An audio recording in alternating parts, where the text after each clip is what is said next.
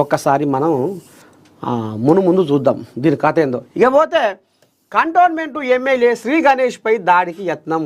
వేజకు కోయిలాగలు ఎంటపడ్డాయటగా.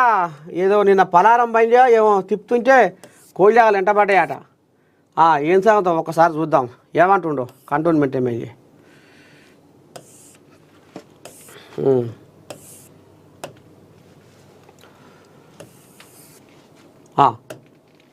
రా ఓ పిల్లగా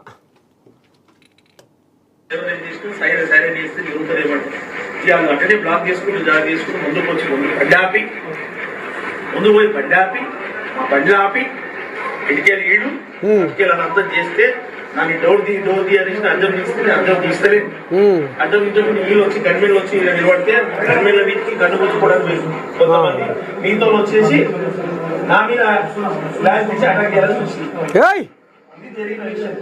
దానికి ఏమైంది వీళ్ళు గన్మెన్లు వాళ్ళు ఇదైతుంది మీటింగ్ చూసుకున్నట్టే నేను ఏం చేసిన డ్రైవర్ చెప్పినాడు వెళ్ళిపోరా వీడు మనం అటాక్ చేసుకున్నాడు డిసైడ్ అయిపోయారు అనేసి నేను బండి తీసుకుని వస్తుంటే మేము 100 డైల్ చేస్తే 100 కలవకుంటే అప్పుడు ఇండియా పోలీస్ స్టేషన్ ఉంటే పోలీస్ స్టేషన్కి వచ్చిన వాళ్ళు ఇట్లనే ఎక్కువ మనకు తెలియదు వీళ్ళని లాగేసి మన ఫ్రీ ల్యాండే ఉంది.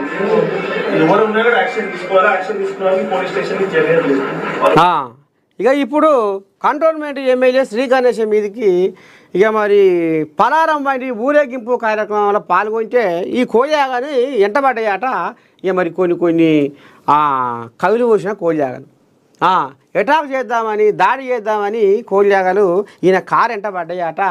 ఇక మరి ఇది ఎట్ల సంగతి, ఇది ఎట్లా, నేను ఒక ఎమ్మెల్యేని ఇలా నాకే రక్షణ లేకుండా పోతుంది ఏంది ఏం కథ అనేది ఇక మరి ఈ కోల్యాగా పోలీస్ స్టేషన్ మెట్లెక్కి పోలీసులకు మొరాయింది.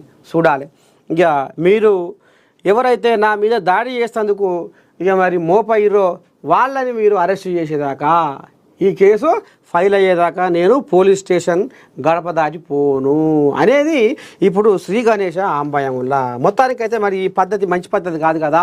ఎందుకంటే ఒక ఎమ్మెల్యేనే తిప్పట్ల